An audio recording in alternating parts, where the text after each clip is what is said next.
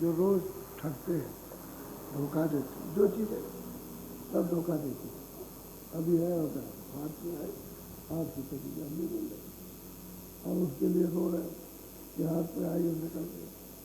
कोई मित्र बनता है तो ये बनता है, वो बनता है।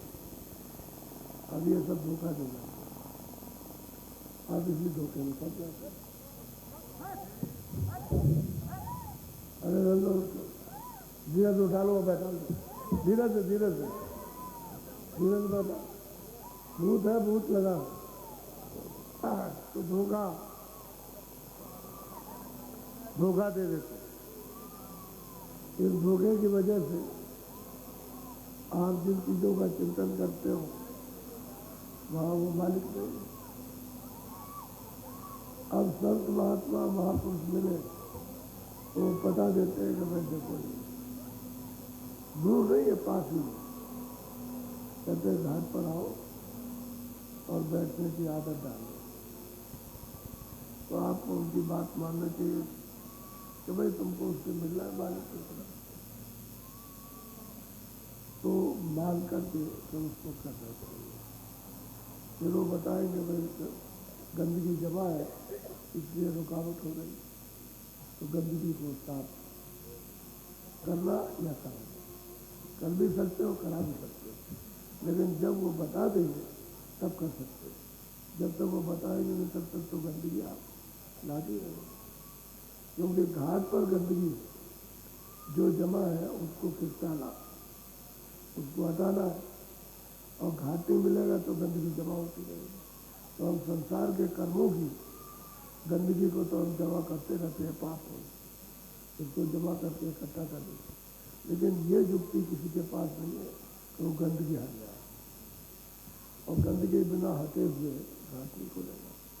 और घाट जब नहीं खुलेगा तो खबर नहीं होगी, खबर पड़ने लगे तब तो चिंतन होने लगे, तो उसकी याद होने लगे, क्या होने लगे।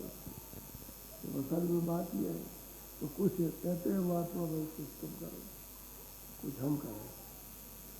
तुम क्या करोगे भाई, घाट पर आके बैठे तो हम उसकी सफाई करें, और तुम घाट पे आके नहीं बैठते हो तो फिर तुम तो बोझा ला भी रहे, तो सफाई कैसे हो, घाट छोड़ दिया।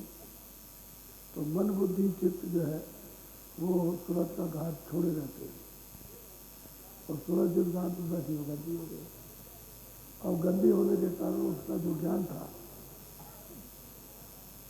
वो शून्य हो गया, अजान हो गया अपने ज्ञान से।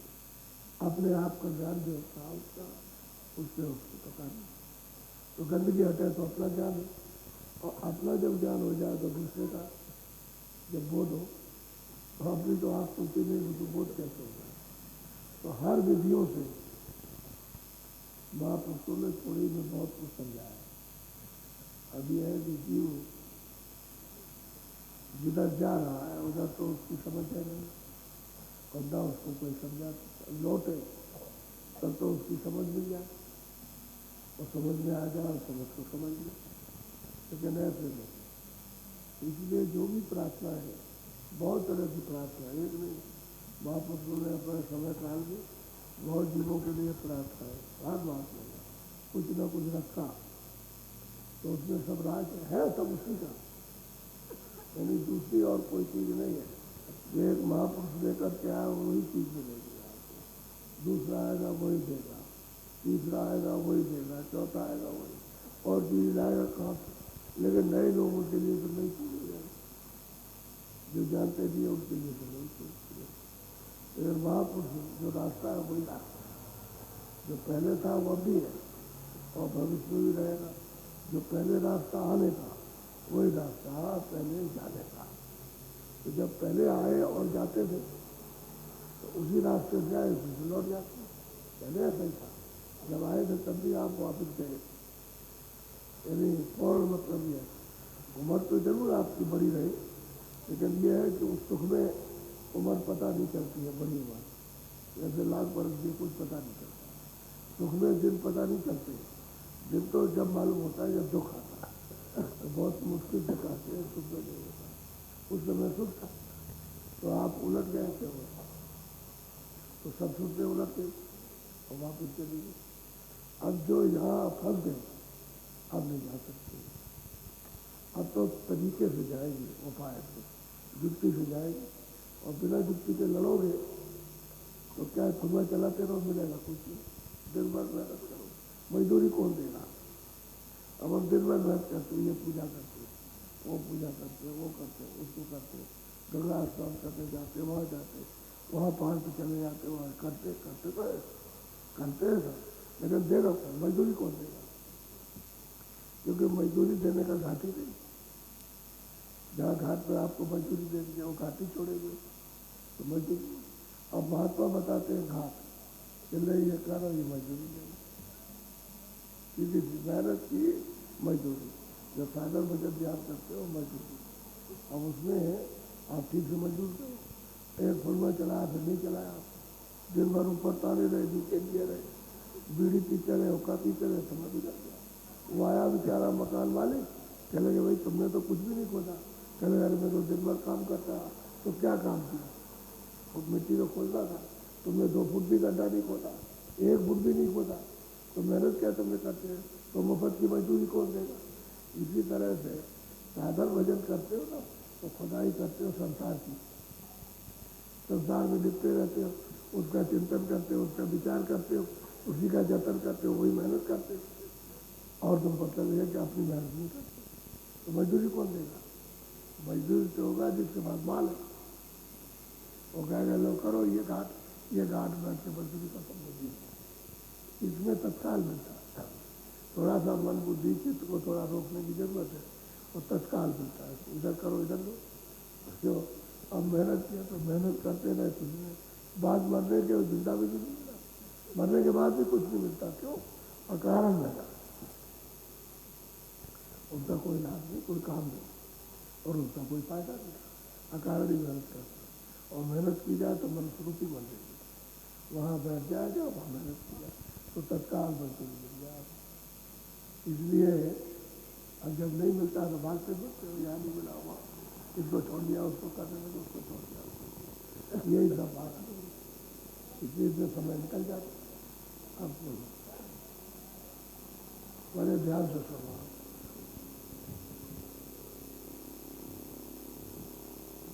मैं कौन कुमति उलझाना, उसको खोलो,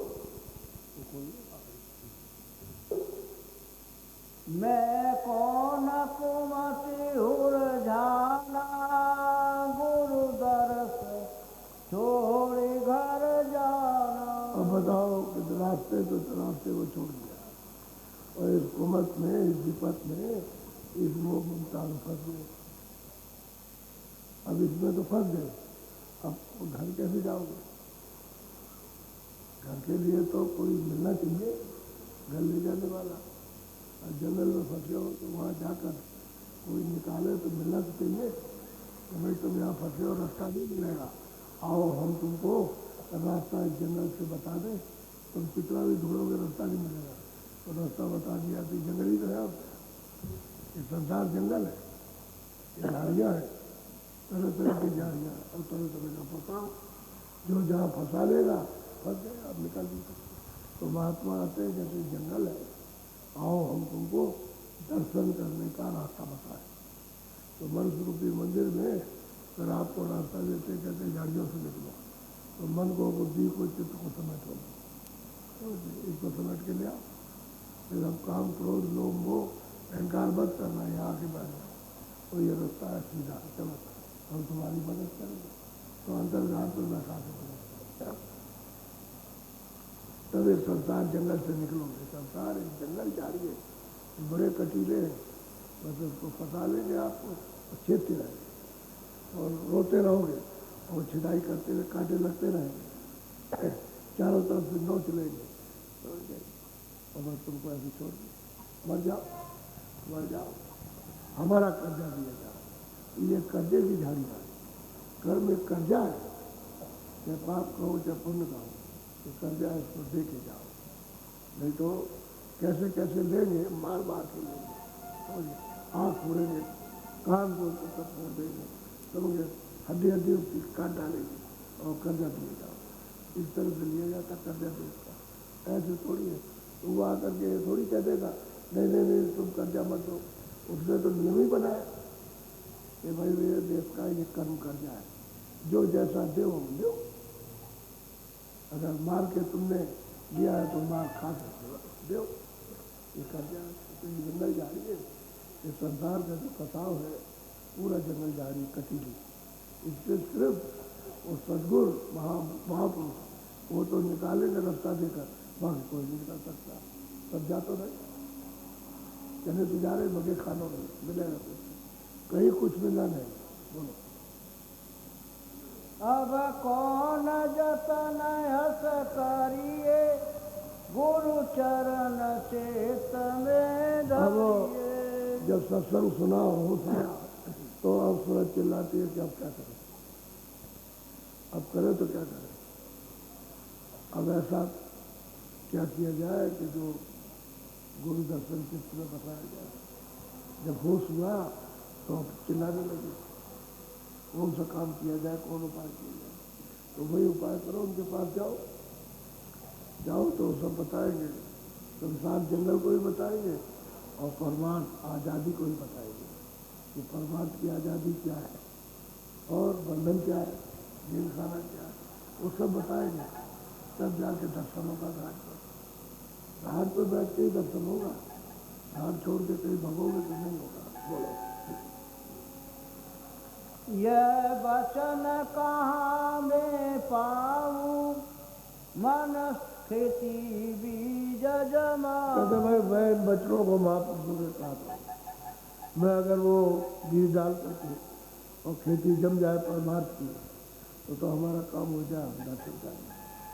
दर्शन जो जाए गुरु का, मालिक के दर्शन करने चले। भाई गुरु तो इसलिए आते हैं कि चलो मालिक का दर्शन कराएंगे, तो खुद दर्शन देंगे तभी तो दर्शन उसका होगा। अब उनका और इनका दर्शन वो तो तुम्हारा भ्रम है, इनका उनका दर्शन वहाँ कोई अंतर थोड़ी है, वो तो एक ही है। इनका छोटे रूप में, उनका बड़े रूप में है। ये वही छोटा रूप और वही बड़ा रूप। जब वहाँ जाओ तो बड़ा रूप, यहाँ छोटा रूप। तो कहते यहाँ जब तक नहीं बोली भाषा को सुनो समझोगे तब तक उधर जा नहीं सकते, क्योंकि सूरज जब ऊपर से उतर के आए तो ब्रह्मांडों से उतारी गई, तो रास्ते से उतारी गई, शब्द उतार करके उसको ले आया।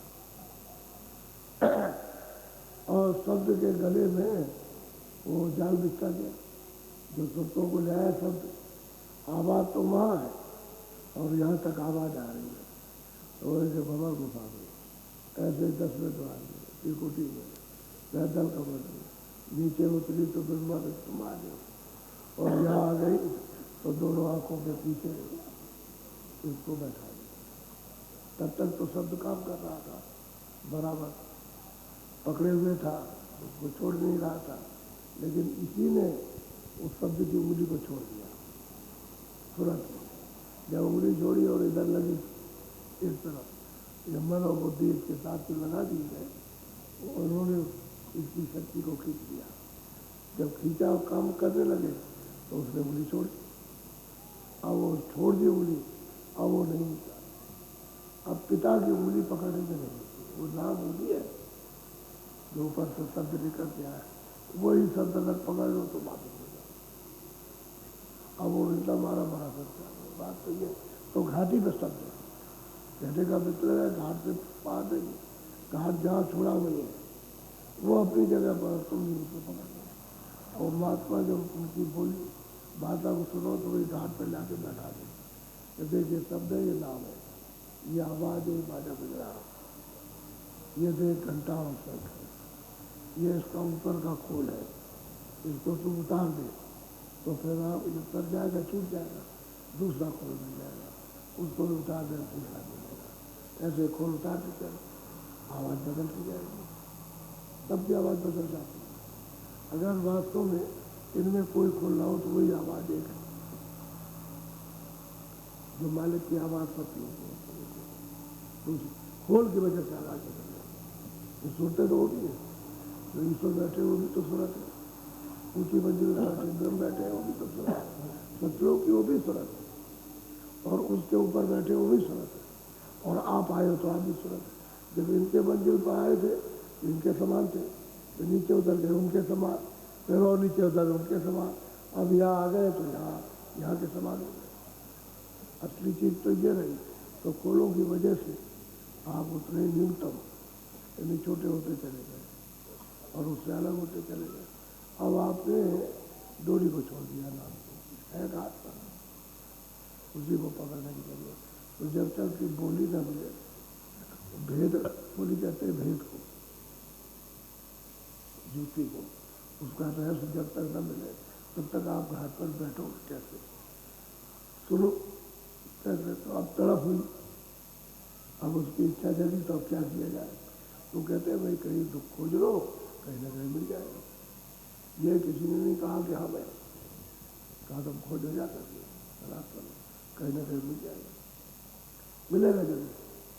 जब ये बात तो तड़प पैदा हुई कि अब कैसे होगा, कहाँ मिलेगा, तो ढूंढा नहीं। लोगों ने तलाश किया, प्रेम में मिल गया दोनों। निस दिन रहे चित उदासी, क्यों छोड़ूं चरण विलास। अब ये कहते भाई चरणों में तो विलास है, आनंद है, उसमें तो शक्ति और ज्ञान है। तो कहते भाई चित्त हमेशा उदास रहता है।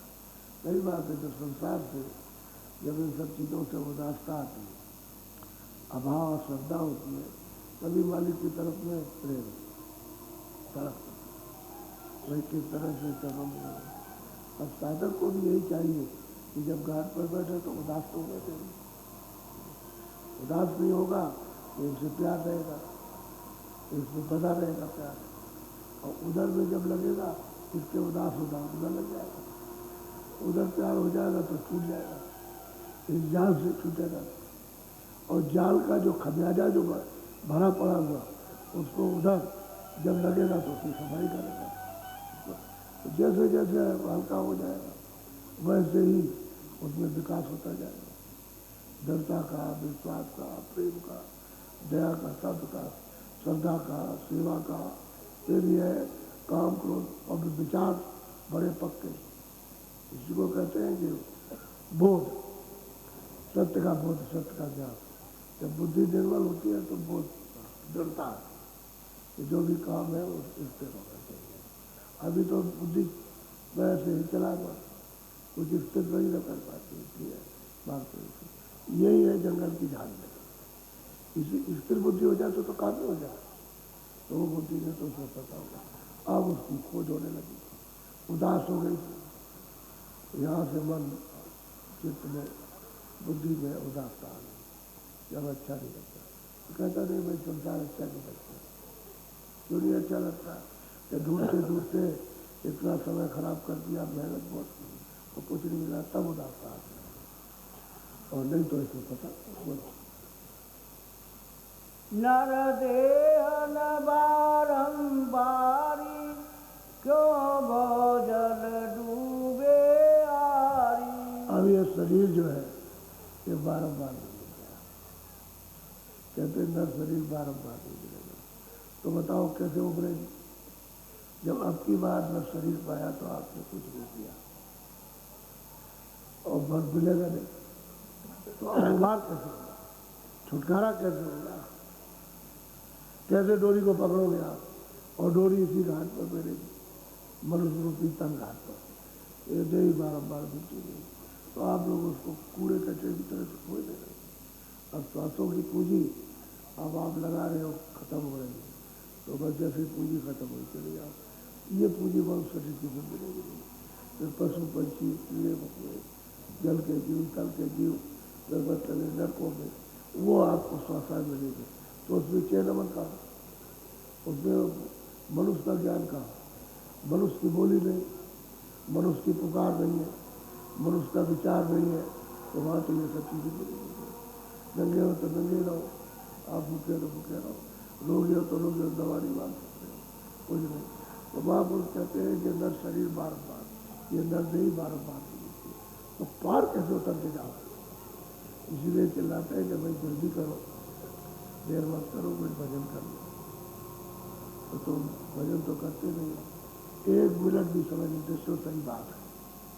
क्योंकि जब भी बैठोगे तो देखने को होगा तो आधा घंटा बैठे रहे, 15 मिनट बैठे, लेकिन मन तुम्हारा घर पहुंच के काम कर रहा, वहाँ काम कर रहा, वहाँ लड़ाई कर रहा, वहाँ झगड़ा कर रहा, वो तरह तरह की वासनाएं, उसमें खेल रहा, कूद रहा। तो भजन करो, भजन 1 मिनट भी करो, 10 मिनट भी करो तो काम बढ़ता है। लेकिन कैसे तो उदास करो, जब चित्त में उदासी आ जाए तब काम बढ़ता है। तो अभी तो उदासी है नहीं, अभी तो इसको बहुत चाहते हो, चिंतन भी उसी का करते हो, चाह भी उसी की, और मोह भी उसी से, और लोभ भी उसी का है। तो कैसे होगा? ये नरदेही बार बार नहीं। तो फिर महापुरुष कहते हैं तू भावजल पार कैसे उतरेगा जब तक नरदेही फिर नहीं मिलेगा? अभी कर, जो कुछ करो सो अभी बनाओ, आगे का फिर दर्द भरोसा नहीं करना, अभी करो।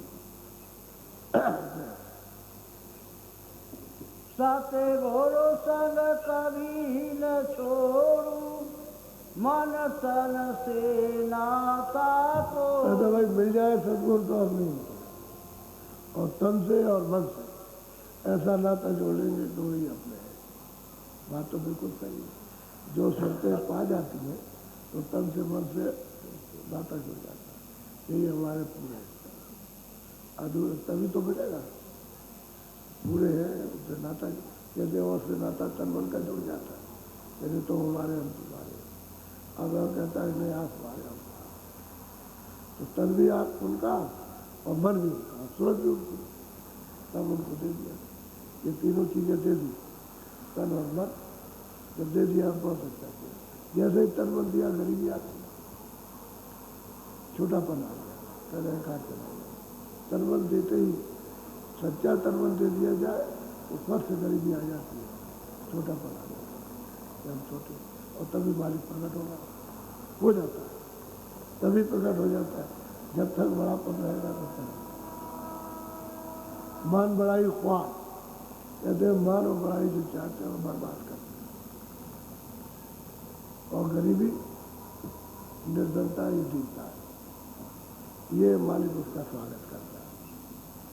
और ये सब अहंकार जो है वो मालिक से विदा कर देगा, दीनता उसके घाट पर गया, छोटा कर बड़ा। गुरु बल से कर्म निकारू, सत्संग से काल कितने अमूलक वचन है कि गुरु बल से जो भी हमने जुग जुग के कर्म जमा किए हैं अपने अंतःकरण पर, यहाँ ये अंतःकरण नहीं है मनुष्य शरीर का, ये अंतःकरण है ये ना, इसमें जो जमा किए जुग जुग के उनके बल से उसको निकाल, उनकी कृपा से उनकी दया निकल जाएंगे, यानी धुलाई हो जाएगी। तभी मन और चित्त और बुद्धि और अंतःकरण और सूरज निर्मल होते हैं। अब ऐसी जब निर्मलता गुरु के बल और गुरु की दया से जब हो जाएगी तो मालिक को प्राप्त है, वही देखता है, वही उसको पाता है। गुरु का बल तो चाहिए, गुरु की कृपा तो चाहिए। बोलो। सत्संग से काल पछाड़ी, और सत्संग मिलेगा तो उसको पता चलेगा भाई काल क्या है और कहाँ काल रहते हैं, उनका काम क्या है, और उन्होंने हमको जो फंसा के रखा वो कर्म क्या है। तो सत्संग से कहते हैं कि काल की जो युक्तियाँ हैं उनको सबको काट लो, वही पाप और पुण्य। तो पहले तो पाप पुण्य करते थे, लेकिन जब जान लिया तो न पाप करते हो न पुण्य करते हो। क्यों? जो भी कर्म करते हो सब तन मन उनको अर्पण कर दिया, तो रोज धुलाई करेंगे उनके बल से, उनकी कृपा से, उनकी शक्ति से धुलाई हो जाएगी, कर्म जमा होने नहीं पाएंगे। क्योंकि अंदर घाट पर बैठ के और सूरज को उसमें ज्ञान रूपी अग्नि में उसको जला देंगे, धो डालेंगे उसको, तो शुद्ध साफ रहेगी। तो कहते हैं इसी को काल पछाड़ना है। जब उनका कर्जा नहीं रहेगा तो कुछ नहीं सकते, तो न 84 भेज सकते, न रखो भेज सकते, और न जन्म मरण, ये भी जन्म मरण बहुत शरीर का नहीं मिलेगा, छुटकारा हो जाएगा। कर्म कट जाए, पाप और पुण्य छुटकारा, और वो गुरु की कृपा से कटेगा। और कहाँ कटेगा? घाट पर। क्योंकि ये सब जमा घाट पर है, जहाँ सूरज बैठी है वो उसी के ऊपर जमा है। वो साफ हो जाए, कट जाए, सारा कर्जा चुक जाए। किसी का तो लेखा जोखा वहाँ लिखा रहता है उसके खाते में, यही पाप पुण्य। तो जब वहाँ नहीं रहता है तो घाट जगाती है, सबका झाड़ा लेता है कि भाई देखो तुम्हारे पास क्या है। कल देख लीजिए कुछ नहीं है, तो कहाँ जा रहे हो? चले कि मैं आगे जा रहा हूँ और ये टिकट है, नाम रूपी टिकट। उनको दिखा दिया, पैसे जाओ। ऐसे झाड़े में कुछ नहीं निकला, पैसे जाओ, हमारा कोई काम। क्योंकि आप देखते हो ना, विदेश से लोग आते हैं तो झाड़ा लेते हैं कि जिस चीज़ पर बंधन लगा वो है तो नहीं इसके पास, उसका झाड़ा लेते हैं। तो जब नहीं निकलती है, अपने देश की सब चीज़ निकल आई तो कह रहे थे जाओ, ले जाओ। अच्छा कहाँ जा रहे हो? कह लगे ये देखिए टिकट है, वहाँ जा रहा हूँ, वहाँ उतरूँगा, उस स्टेशन पर उतरूँगा, फिर वहाँ से जाऊँगा और वहाँ मुंबई से जाऊँगा रामेश्वरम से कलकत्ता जाऊँगा, ये टिकट है, छोड़ देगा। और अगर कुछ रहा तो रोक लेगा, उतार देगा, तो कर देगा ना, उतारूँगा 20 लगाएंगे, समझ गया, डबल करेगा तुम्हारा। तुम इधर कैसे आ गए? तो फिर वो डबल कर देगा तो वो भी देना पड़ेगा। तो कर्जे का कर्जा, अरे ब्याज का मूल और बढ़ा दिया, यही है उसका। तो गुरु बल से कहते हैं सबको साफ के पास दया से सब साफ हो जाए। लेकिन बाहर नहीं, घाट पर होने, जब सूरत घाट पर बैठे तो वही साफ हो जाए उसके, तब तो ये छुटकारा पाएगा। कैसे पा सकते? बोलो। जो मेहर करे गुरु मुझ पर, यह बात बने अति दुस्तर। कहते हैं भाई दुर्लभ है, गुरु अगर मेहर कर दे और खुश हो जाए, प्रसन्न हो जाए, तब तो ये हो सकता है। और गुरु प्रसन्न हो तो क्यों नहीं प्रसन्न हो? जब तन मन से लिया, सब अर्पण कर दिया, अपने पास कुछ नहीं रहा, और जो कहते हो करते तो खुश हो जाएंगे। वही यही तो कराना चाहते हो क्या, कि तुम चलने की तैयारी करो, तो तन मन से लिया, अर्पण कर दिया, तो जो कह रहे हो कर रहे हो, तो फिर उसके बाद क्या रहेगा? सबको साफ करेगा, सफाई है तो फिर ले जाएंगे। और तुम जो कहते हो उसको तो करते नहीं, और वो अलग अपनी मर्जी से, अपनी मनमुक्ता से करते हो, जमा होता रहता, तो फिर कैसे जाओगे? फिर आपने दिया क्या? मैं तन दिया हूँ, तन कहते इंद्रियों को, वो कहते ऐसा देखो, ऐसा सुनो, ऐसा बोलो, ऐसा हाथ से, ऐसा पैर से काम करो, ऐसा मन से, बुद्धि से, इससे चिंतन संकल्प करो, विचार करो, वो तो करते नहीं आप अपनी मर्जी से करते, तो वो बंधन बने रहे। फिर आपने दिया क्या? तो कुछ नहीं होगा। वो तो सत्संग वचन जब सुनोगे और पालन करोगे और आप अर्पण कर दोगे, तो फिर आपका पाप तो चाहिए, तब सफाई हो जाएगी। जल्दी होती है सफाई, तो वैसे भी होती है कि तुम मनमुक्ता भी करते रहो, तब भी वो साफ करने की कोशिश करते, लेकिन ये है कि तुम जमा ही करते रहते, उससे तुम करते रहते, छूटती बात नहीं। वो जमा करना बंद कर दो। जब घाट पर बैठो तो वो कमाई करो जो अमूल्य धन मिले, वो फिर जमा नहीं होगा, वो सब साफ कुछ रहे आ जाएगा, या दूसरे का भी आ गया तो साफ हो जाएगा, सफाई होगी। घाट पर बैठ के सफाई होगी। तो मनुष्य तन घाट पर है। मेरे मन में चाहत यही, गुरु चरण न छोड़ू कवई। कहते हैं मेरे मन में यही चाह है कि गुरु के चरण में छूट जाए। अब की बार पकड़ लिए तो फिर छूट लेना पड़ा, यही चाह। और चरण पकड़ लोगे तो पार उतर बिल्कुल, इस पार नहीं लेना, वहां जाना। वहां कहते हैं उस पार, वहां इस पार, पार इस पार, ये दो है नदी के उस पार, और वहां इधर पार जाना, वहां छोड़ देना, इधर नहीं लेना। ये देश क्या है? वहां आंखों के ऊपर पार, जब आंखों के ऊपर चलो तो पार, और वो खुला हुआ है, ये है बंद है, क्योंकि इसमें अंधेरा है, उधर अंधेरा शुरू, उधर उजाला शुरू हो जाता है।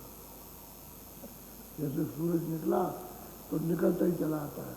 अब वहाँ का दिन कब होगा? जब ऊपर चढ़ोगे तो दिन हो जाएगा, तो सूरज निकल आएगा, दिखाई देता है, निकल जाएगा, उजाला ही उजाला हो जाता है।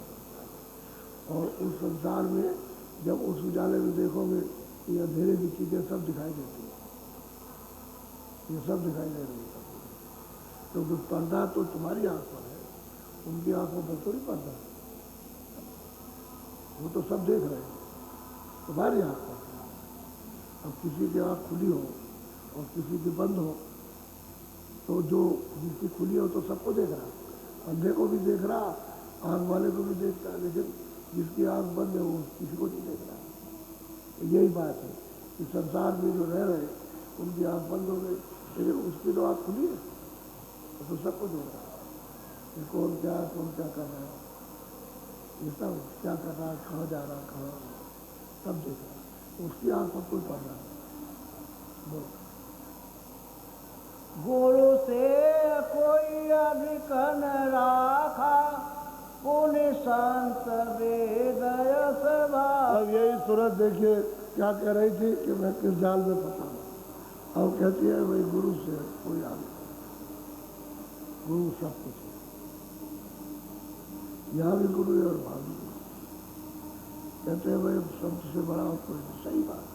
इसमें योगी योगेश्वर ऋषि और मुनि और दानी और ज्ञानी ये सब पीछे, ये संत सबसे बड़े, उनका भेद कोई नहीं जानता और संत सबका भेद जानते हैं। कहाँ योगी है, कहाँ योगेश्वर है, कहाँ ऋषि है, कहाँ मुनि है, कहाँ ज्ञानी है, कहाँ ईश्वरदर्शी है, कहाँ ब्रह्मदर्शी है, स्वर्ग कहाँ नरक, सबको जानते हैं, उनको सब मालूम है, क्योंकि वहीं से ऊपर आते जाते देखते भी आते और देखते भी जाते हैं। अब ये और बात क्या होगी, ऊपर कर किसी को हाल पाल जब संतों की किताबों में ऊपर कहा है, बाकी ऋषि मुनि योगी किसी का ऊपर कहा नहीं, किसी किताब में न वो कह सकते, जब रहे तब भी नहीं कहा, तो जानते ही नहीं। और संत सबका हाल बताते, सबका, जितने भी ब्रह्मांड है सबका, जहाँ से सब आए सबका हाल बताए। बोलो गुरु महिमा सब इन गाई, मैं दीन अधीन जनाई। कहते हैं कि भाई मैं तो दीन अधीन हूँ, गुरु की महिमा तो सबने गाई। कहते हैं मैं दीन अधीन हूँ, मुझे दिलाई, इस गरीब को गुरु की महिमा सुनाई, तब उसने जानी। अगर सुनने को न मिलता और वो सुनाते नहीं, इस गरीब को प्यासे को पीने को मिलता, न जाने को मिलता। अब यही सुनते उस मालिक को प्राप्त करेंगे, आद से अंत तक, अंत से आद तक। अब यही है कि कितने अपने आप को छोटे बन के पाया, छोटे बनते गए और गुरु की महिमा कहते हैं अकथ है, न कोई कह सका न कह सकेगा, कभी भी कोई नहीं कह सकता है ऐसी गुरु की महिमा। बोलो मेरी लागे लगी गुरु चरणन, नखसी शोभा क्या कहते भाई मतलब है लाग, कहते हैं लाग लगते हैं, यानी चरणों में लगते, चरणों में लग गए, अब दूसरा और कुछ नहीं। अब हर तरह से उन्हीं को बात है कि मैं गुरु सब कुछ, और सच्ची बात इस मनुष्य तन में मिलना चाहिए। अब वो और जो आएंगे वो बाद में खोजे, यानी एक महात्मा के जाने के बाद जो लोग रहेंगे उनको खोजना पड़ेगा।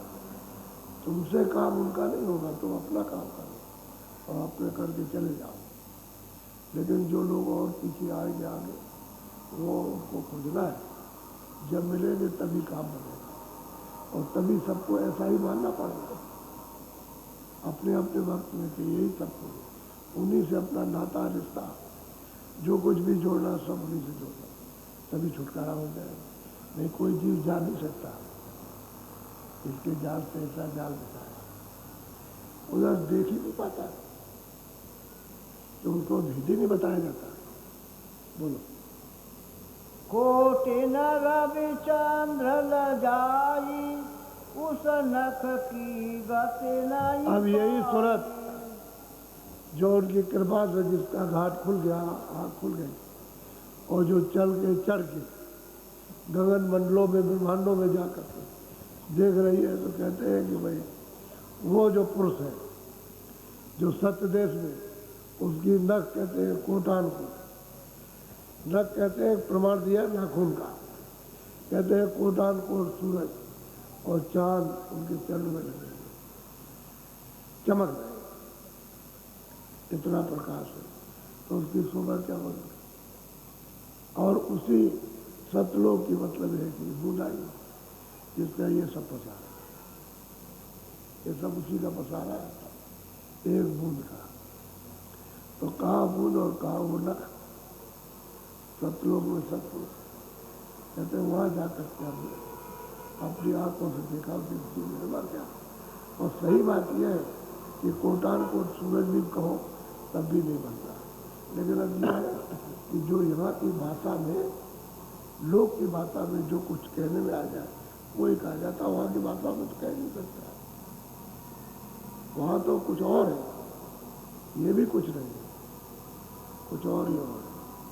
वो सब देखने ही से होता है, वो शरीर से कोई कुछ नहीं कह सकता। तो इतना ज्ञान, इतना वो यहाँ कहाँ ज्ञान है, यहाँ विस्तार कहाँ, यहाँ सुंदरता कहाँ पर है, ऐसी रचना कहाँ, ऐसा आनंद, ऐसा अमृत, ऐसा देश कहाँ, ये तो कुछ भी देश नहीं है। अगर कण भी कहा जाए तो कुछ नहीं है, वो तो देश ऐसा है। तो जब सूरत में उसको पाया तो कहते हैं भाई उसकी शोभा क्या, उस पुरुष की शोभा, गुरु की शोभा, तो सद्गुरु है विराट। तो जो यहाँ आता है वो ले जाता है, और जब वो सूरत वहाँ देखती है तो महिमा करती है। चलना चाहिए सूरत। यह मेरे बारी खोवे वह अंतर मोती पो। कहते बाहरी अंधकार है उसको खत्म करो, चलने की तैयारी करो, या अंधकार से किसी तरह से निकल चले। और वहाँ तो मतलब यह है कि रोशनी रोशनी है, तो सोचते वहाँ कहते हैं कि अब वो अमृत के हीरे मोती लाल जवाहर सब चमकी, वो अमृत ही अमृत, क्योंकि शब्द का सब खजाना है, खजाना कहो, सागर कहो, अथाह कहो, सब भी शब्द, उसमें हीरे मोती लगे हुए उसको चमकी, तो अमृत का पान करते, अमृत ही अमृत है, और वहाँ कुछ मिलेगा। अब कितना आनंद है, कितना अब वे जो वहाँ विलास करती है, आनंद लेती है, वो नहीं कहा जाता। बस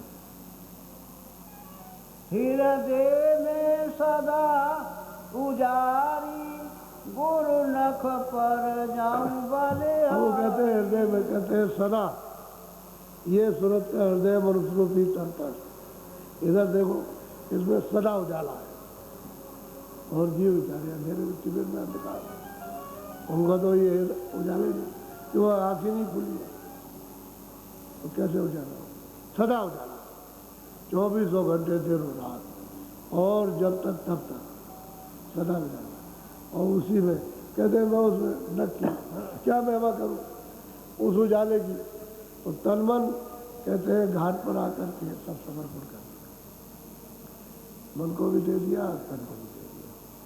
और मन और तन ये अपनी अपनी जगह पर, तन अपनी जगह छूट जाएगा, मन अपने भंडार में, बुद्धि अपने भंडार में, चेतन में, अहंकार अपने भंडार में, तो चली जाएगी अपने देश।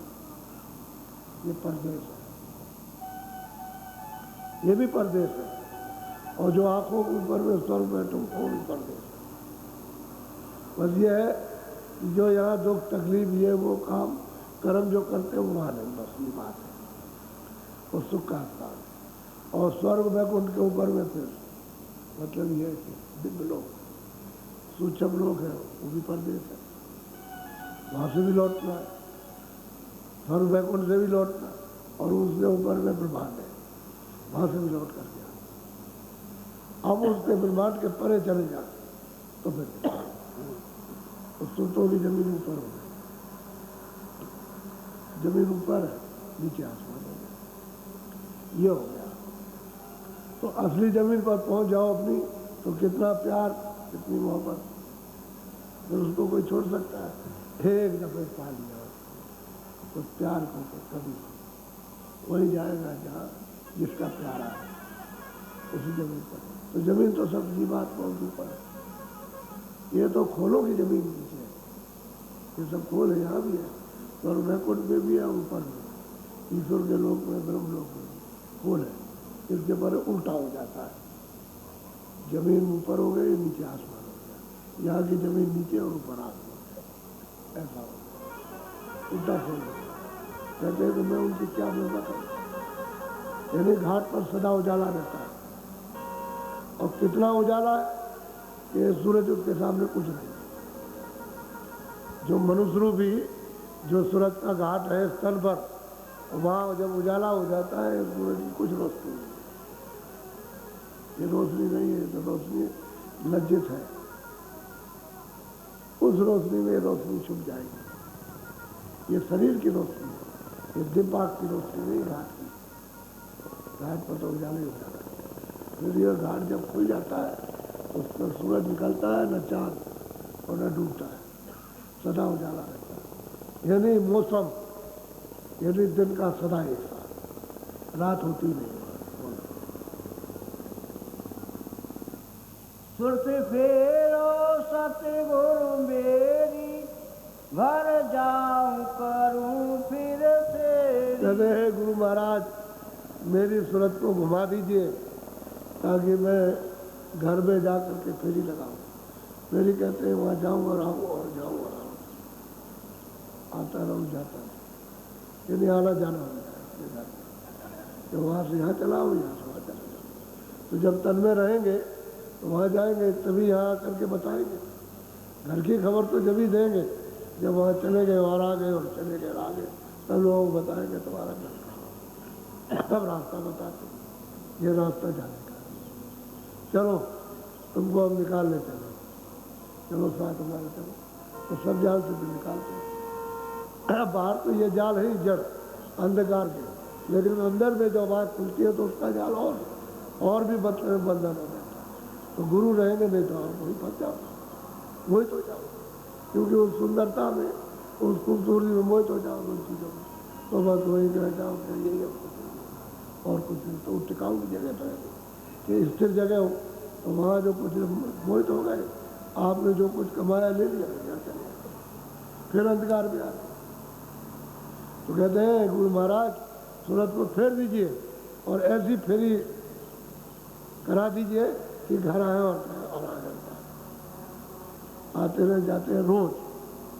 पहले सुरतें आई थी तो कहा नहीं था सतयुग जोगी सब विज्ञानी, सब सुरतें जब मनुष्य शरीर में आई थी, जब सतयुग में, तो सब फेरी लगाती थी अपने घर की, आती थी जाती थी, आती थी जाती थी। उस समय पर सतयुग में लाख बरस के बाद जो श्वासों की पूंजी थी, उस श्वासों की पूंजी लाख बरस में करके वापस चली गई, क्योंकि रोज आना ये होता है। लेकिन जब सतयुग के अंत में जब उन्होंने विधान बनाया, समाप्ति वाली बनाया, विधान बना दिया, बस बनाया, तब फिर आप फंस गया, ये हो गया। अब गंदगी जमा हो गई, अब मिल जा सकते, जब तक वो मिलेगी नहीं फेरी घर में लगाने वाले महापुरुष, तब तक आप नहीं जा सकते।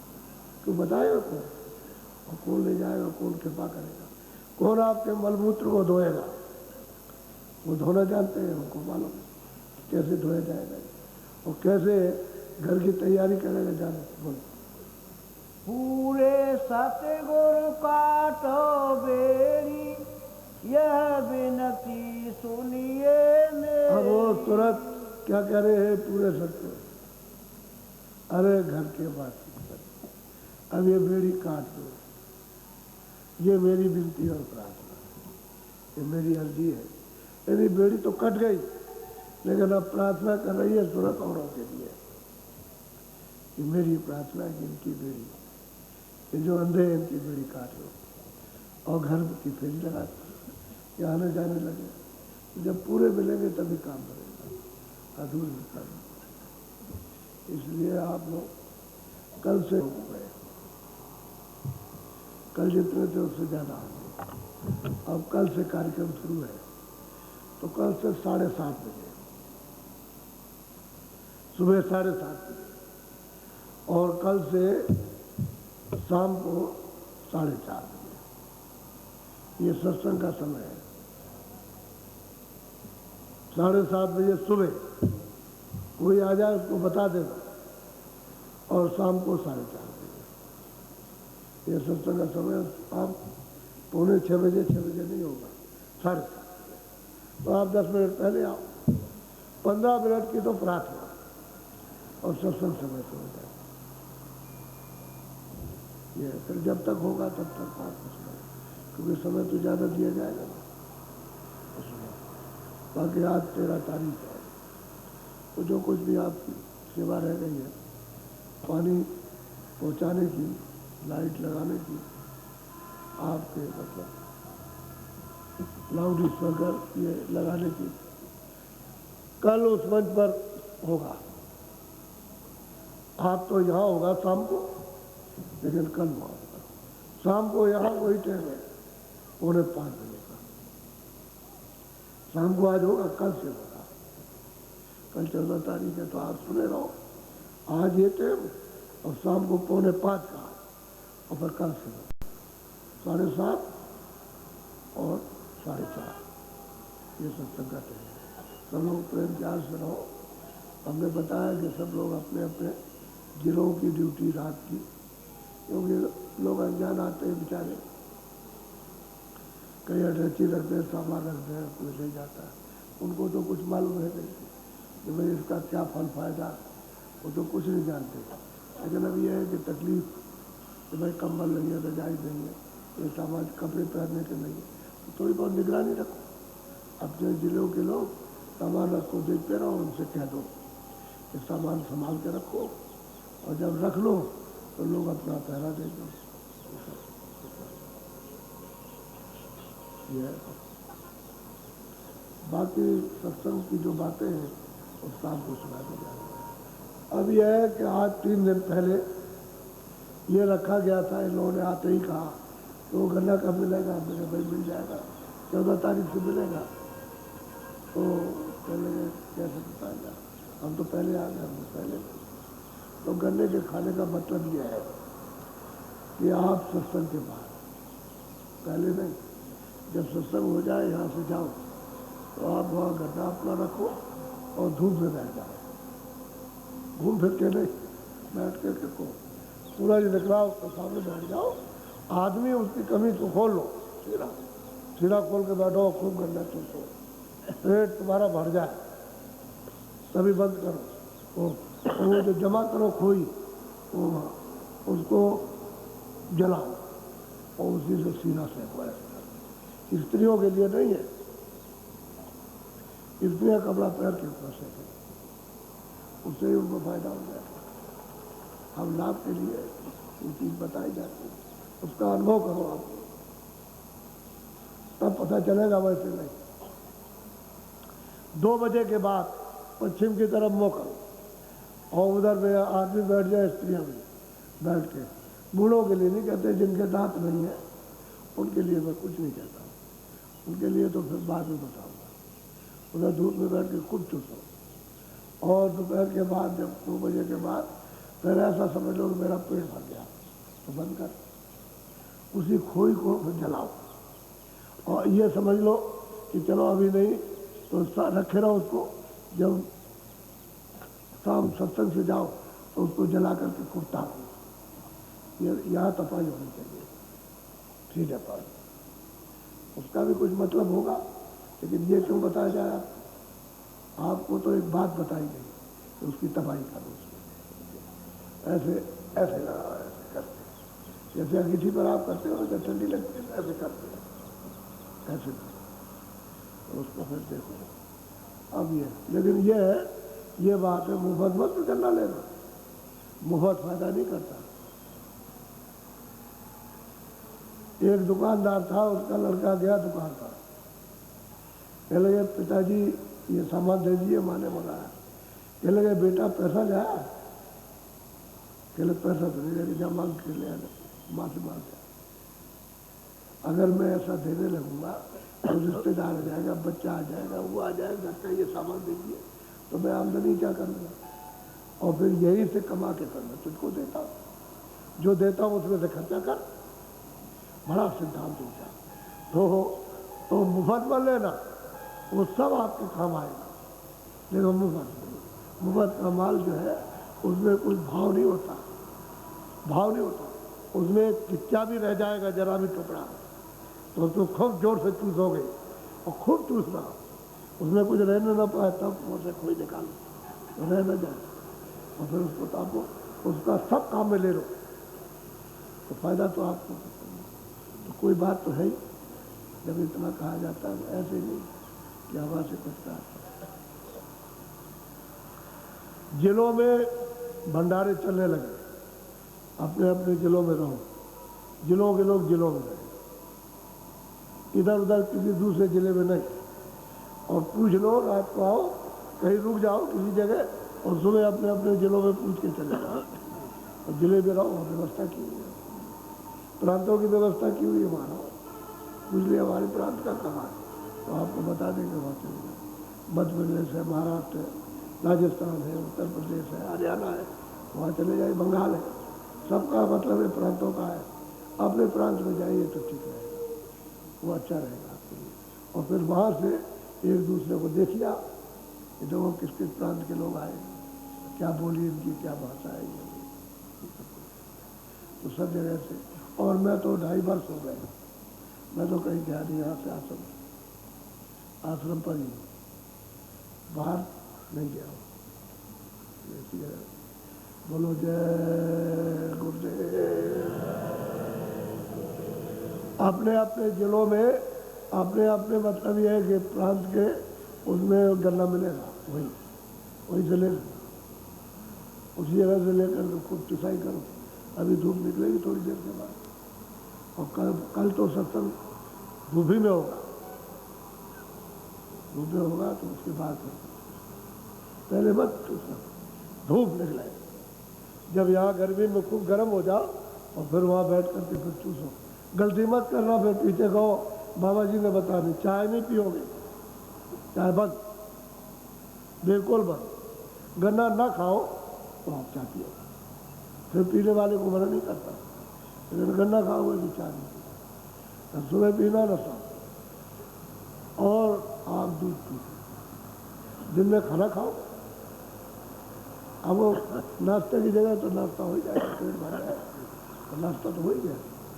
जब आप खाओगे पेट भरेगा तो बेटा अच्छा नहीं है। आप 2 दिन दूसरे दिन शुरू करो तो आप कहोगे भाई हमको नाश्ते की जरूरत नहीं, नाश्ता करके। गन्ने में ताकत होती है, ऐसा थोड़ी है कि गन्ना में ताकत नहीं होती, लेकिन उसको देखना चाहिए। रोटी खाओ दिन में 2 बजे 1 बजे और 2 बजे के बीच में खा लो, जितनी खा सकते हो। खाना एक ही टाइम बनेगा, एक कितने टाइम? उन जिलों के भंडारों में और जनरल भंडारे में एक टाइम, ताकि सत्संग का सबको मौका मिले सुनने का। उनको बेचारों को मेहनत करते हैं तो उनको भी मिल जाए कि उनको भंडारे में काम करेंगे तो 1-2 आदमी लगते। जिलों के भंडारे में सैकड़ों आदमी चाहिए, सैकड़ों आदमी से ज़्यादा हमको चाहिए। जो जनरल भंडारा जिसमें अचानक में लोग आ जाते हैं, उसमें मतलब ये तो सब ये है, उनको भी सत्संग सुनना चाहिए, मौका मिल जाए वही करते रहे तो बेचारों, हालांकि उनको फायदा उनको इससे ज़्यादा होगा, लेकिन उनको भी मौका मिलना चाहिए। सेवा का फायदा बहुत होता है। तुम जो कमाई करोगे ना उसमें तो उनको दे दिया जाएगा, सेवा कर रहे हैं, इसलिए तुमको भी सेवा कुछ ना कुछ करना चाहिए ताकि अदा कर दो। वो जो वहाँ सेवा कर रहे हैं ऐसी सेवा करो कि उनका भी हिस्सा हो जाए, तब नहीं देना, तो फिर नहीं देना। नहीं तो वो करते रहेंगे और आप कुछ नहीं करोगे तो आपको इसमें से कमा के देना है, वो दिलाने वाला दिला देगा। आप कहोगे हम नहीं देंगे, उससे क्या होगी मालूम, वो दे देगा, वो वहीं से काट के दे देगा, वहीं से दे देगा। उतने में से काट देगा। तो क्यों देते हो किसी को? तुम सेवा और कर दो तो उसके काम में भी आ जाएगी, तो आधार बदलाव हो जाएगा। हर बात का सतर्क रहो, क्या कर्म है। और परमात्मा भी मतलब है कि कर्म करो तो उसका ले दे लो जल्दी से कि भाई हम नहीं कुछ रखेंगे, दे देंगे। देखो देर में मत आया करो बच्चियों, समय से आ जाया करो। बोलो जय गुरुदेव। अच्छा, अब थोड़ा सा भजन पे बैठना है। चलो भजन पे। आज शाम को 4:45 खत्म होगा। इसलिए नए लोग आए हो दिन में रात को वाले में बैठ जाओ, उधर बैठ जाओ लेकर।